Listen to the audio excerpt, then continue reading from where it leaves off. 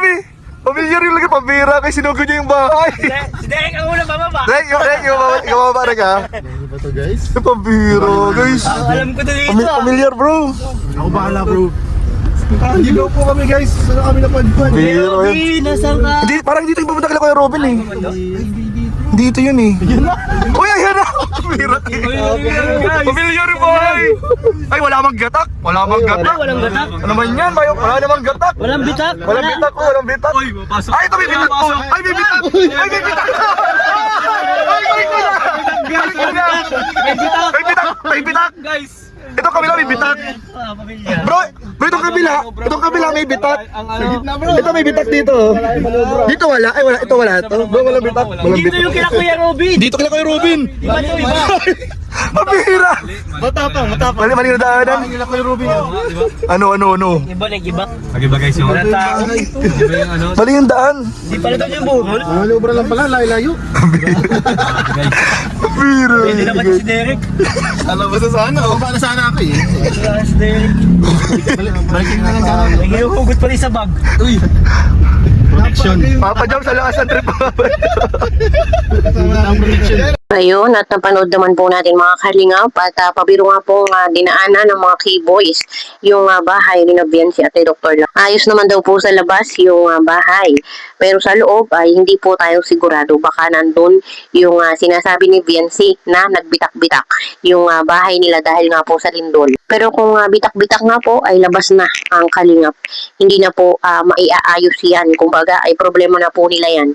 Sila na mismo yung mag-aayos at hindi na po yan sakop ng kalingap dahil sila ay wala na sa kalingap. At bukod nga po dito mga kalingap, kanina nga daw pong alas 11 ng umaga ay pumunta na at dumalaw sa burol si Dr. Love at si Red Zane. Kasama yung pamilya ni Dr. Love, pamilya ni Red Zane at sakto na dun po si Starrocks nagbabantay at sila po ay pinapasok sa loob at nakita yung burol ni Tatay Robin. Syempre, hindi naman po maitatanggi na maayos po talaga yung samahan ng buong kalingap. Lalo na po nung si Dr. Love at si Red Zane ay nasa kalingap pa. Kahit pa paano ay meron po silang pinagsamahan. Lalo na nga po itong si Tatay Robin. Kumbaga ay malapit din naman po ito sa puso ni Dr. Love. Kaya po yung mga ganitong pagkakataon ay maganda po talaga na isang tabi muna yung mga samaan ng loob, yung mga galit at puot. Kumbaga ay respeto at pagmamahalan ang pairali. At doon nga po sa live ni Dr. Love na sabi nga daw po niya ay pupunta siya ng alas 2 ng umaga para nga daw po walang mga asong nakabantay. Pero tinutuon niya yung kanyang sinabi na dadalaw siya sa patay. Kumbaga ay nakiramay siya sa burol sa buong pamilya ni Tatay Robin. Bagamat hindi nga po maganda yung kanyang pagkakasabi sa mga aso. No, aso daw pong mga nakabantay. Pero ganun pa man, ay ang mahalaga ay dinalaw niya po si Tatay Robin. Kumbaga ay pinairal niya yung kanyang pagrespeto, yung pinagsamahan nila ni Tatay Robin. Bagamat hindi man po maayos yung relasyon ni Dr. Love at ng buong kalingap ng K-boys, ni Kalingap Rab at ni Kuya Val, ay siguro ito na po yung senyales para po magkaayos-ayos ang lahat. Kumbaga po ay yung respeto sana ay nandun at hindi nawala, hindi mawawala. Dahil syempre, hindi naman po maikakaila na maganda ang pinagsamahan, maganda yung pinakita ng kalingap kaya Dr. Love at kay Red Zane na pakikisama. Kumbaga ay kahit hindi na po sila bumalik, basta maayos po yung kanilang relasyon. Kumbaga ay hindi po ganito na talagang may mga galit at samaan ng loob. At sigurado po tayo na kung nabubuhay pa si Tatay Robin, yun po ang kanyang gustong mangyari. Yun ang kanyang hihilingin na magkaayos-ayos na ang lahat. Hindi po natin alam ang mangyayari pero malay po natin, ito yung daan. Ito yung magiging daan para po magkaayos-ayos na ang lahat. Hindi na nga po, napadaan kami doon sa dating beneficiary po. Pero wala naman pong intention doon na masama mga kalingap. Parang nagkabiroan lang kanina. Ayun nga po, nakita naman po natin na all well naman po yung bahay. Mga kalingap. So ngayon po, dito na tayo ngayon sa bahay nila kay Robin. At ang ganda po ngayon mga kalingap dahil kumpleto po halos lahat po ng K-boys ayan dito. And isa nga po sa mga nakasama natin sa K-boys po, si Kuya Starrocks na kahapon pa po, isang araw pa po nandito. At dito na rin natulog natutulog. At may nabanggit nga po si Kuya na nanggaling na nga raw po dito kanina sila, nanggaling na po dito kanina sila Doc Lab. And yun nga, sabi nga natin sa mga live natin, sa mga video natin na itong lamay naman na ito ay open naman to sa lahat. At kumbaga, pagdating dito, lahat ng nagmamahal kay Kuya Robin ay welcome naman pumunta.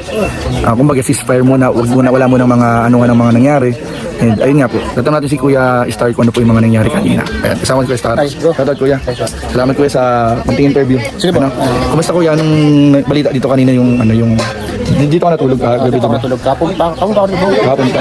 Dito ka nagtayo ka ng tent, di ba Kuya? Tayo na lang ng tent sa labas si Kuya Star. At ayun nga, nabanggit nga ni Kuya Star na dumaan na pala sila dito kanina. Ako kanina bro. Marami sila Kuya. Pamilya sila. Kasama sila. Rachel. Okay. Rob. Si Mrs. Love. Yung anak niya. Si kasawa na Rachel. Tapos may kasama pa silang isang makilala. Dumaan na sila. Mga oras kayo dumaan Kuya? Mga siguro mga 11. 11 AM. Bago magtanghali Kuya. So, kumusta naman Kuya yung mga in-approach mo naman Kuya? Oo, inapos naman. Kasi ikaw inaabutan nila dito Kuya? Maganda naman yung approach natin sa akin. Although may mga narinig tayo mga salitang Medyo mga something na galing sa kanila? na kumbaga yung may mga bantay daw siguro mga ganun. Tayo naman siyempre pwede naman silang pumunta dito. Wala naman nagpabawal. Kasi unang hindi naman tayo yung pupuntahan nila. Oo, tama. Ang pupuntahan nila Si Kuya Robin, yung pamilya. yung pamilya. Kaya huwag silang magsabi na bawal naman.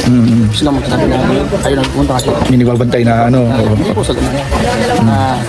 Kung ano man yung mga nangyari, kung ano man yung mga problema nangyari. pagdating sa ganitong sitwasyon, Itong sitwasyon, sister, ceasefire. magbigay mo na ng pag-alang. Oo, tama. Pag-alang sa kung ano yung nangyari ngayon. Kung ano man yung mga hindi pagkakaunawaan. Isang tabi muna. Love muna bilang sa kaibigan na yung mga. Tsaka siguro kung nakakapagsalita nga rin si Kuya Robin, sasabihin niya na magkabati-bati na rin eh. Maging okay na lahat. Kuya? Maging tahimik na ulit. Kasi dati naman may mga pinagsamahan. May mga pinagsamahan. So, ayun Kuya, tapos medyo matagal sila Kuya. Matagal sila siguro mga 30 minutes din. Matagal din. So nag-usap-usap din kami dyan about sa Ano nangyari? Ano, kwento mo sila? panahon. Medyo sa una, kailangan, ako na yung mag-approach sa kanila. Ikaw yung nag-approach mo na Kuya. Sabi ko, isang tabi mo natin yung kung ano yung meron tayo. Kasi maganda naman yung kung natin, masamahan natin. Malumanay man yung pag-usap niyo. Malumanay yung At sa pagkakataon ito, respeto na. Sabihin natin yung mga. At kung ano man yung mga nangyari sa social media. pag isang tabi mo natin. Ang tabi muna. Yun yung okay naman. Yun naman yung nangyari. Yun lang yung nangyari kanina. After nun, pumasok na sila dyan. May mga nag-emotional naman sila sa loob. Mapapanood naman yung sa vlog kasi nag-vlog naman sila. Kung may sa video nila kung sakali. Kasi yung sinasabi ko, yung totoo lang. Yung mga nangyari yung nakita mo Kuya. So, yun.